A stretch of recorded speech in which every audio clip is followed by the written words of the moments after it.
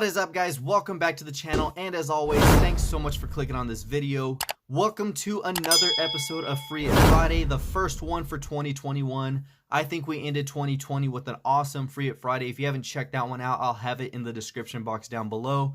Also, check out my playlist where you can find more of those videos, as well as my peg hunting videos, mail calls, and my new subscriber request type videos. So today we're going to be looking at the ground pounders from my second favorite brand, and that is M2. A lot of my Mustangs in my collection are M2s, especially the Auto Lift series. I absolutely love those things. But this is the 1969 Dodge Charger Daytona HEMI in this really nice metallic green with the Hellcat tampos running along the side of that. Check that out. Really do love the fact that they're starting to put Hellcat stuff on a lot of the Mopars and Dodges out there. What I'm really hoping is that they motor swapped this Charger and put the Hellcat in there. If not, it's still an amazing car. So we're gonna go ahead and open it up so we can take a better look at it.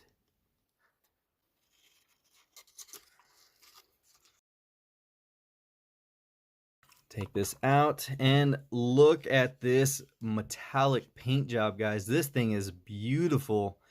Look how much flake is in this paint job. And of course, the Daytona has an awesome silhouette. Look at that side profile.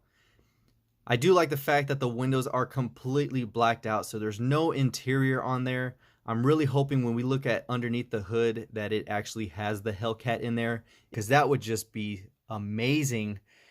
Because why put the SRT Hellcat deco all over this car if it still has the HEMI? But since the nameplate does still have HEMI on it, as well as the fenders you can see right there on the side, I'm actually a fan of the wing. I think it looks good. A lot of people don't like it. That's why they had a hard time selling it to the public. Look at the detail on the side right here. You do have the orange front ambers on the lower front bumper. The wheel choice is very nice with those Eagle Goodyears.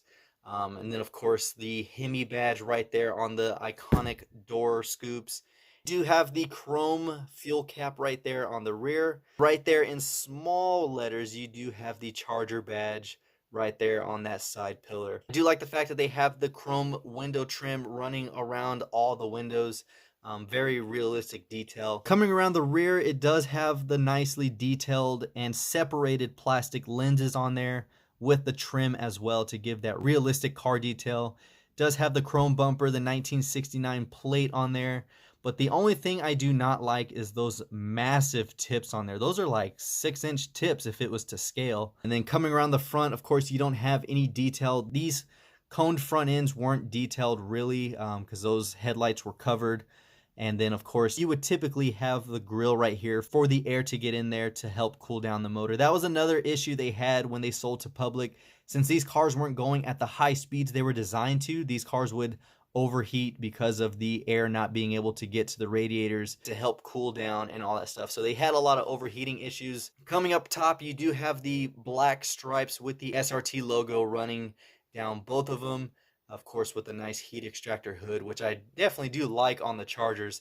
I do like the doors and the hoods that they put on there. And the cool thing with these fenders right here is they are actually functioned for this car when they were designing it for the NASCAR racing and all that stuff. That was another thing that they didn't tell anybody, was the functionality of those vents. It actually helped the air that was going underneath the car escape through the fenders to maximize traction and downforce on the track. But they just told everyone it was for wheel clearance and all that stuff. So this car was actually designed very well, and it just dominated the track. If you want to check out some more, really look into some videos on the Dodge Daytona. It has some really cool stuff behind it. The engineers that were a part of Chrysler's missile division, which was actually really cool to know that Chrysler had its own missile division.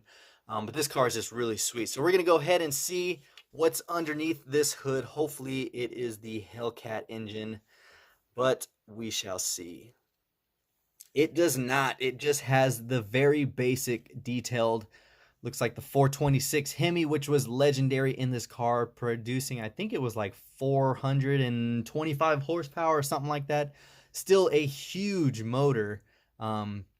I don't like the fact that it is just kind of tucked in there. I wish it had a little bit more detail. Overall, M2 never fails when it comes to quality.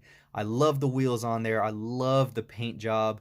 And then of course the opening hood. There's been some that I've opened and reviewed that don't have interior and also don't have opening hood. So the fact that this still has the opening hood with no interior, it still is a win in my book, and especially with this paint job, guys. You guys know I love showcasing metallic paint jobs. Typically I like showcasing black vehicles because they just look so nice on camera, but this thing looks amazing as well. Definitely have been a huge fan of the Dodge Charger Daytona since I was a little kid. I've always been a fan of the huge wing, the front end, all that stuff. But a lot of people weren't, like I said. So, and I'm glad that it actually has a case. I'm not even gonna put it back in that box. I'm actually gonna display it just like this. I wish I had more of these cases, really, so I can put all my loose cars in there. But hopefully you enjoyed the video. If you did, give it a thumbs up. Don't forget to subscribe to the channel by clicking that little red button and the notification bell so you can stay tuned for future videos. And until next time, guys, this is the Mustang Hunter. Peace.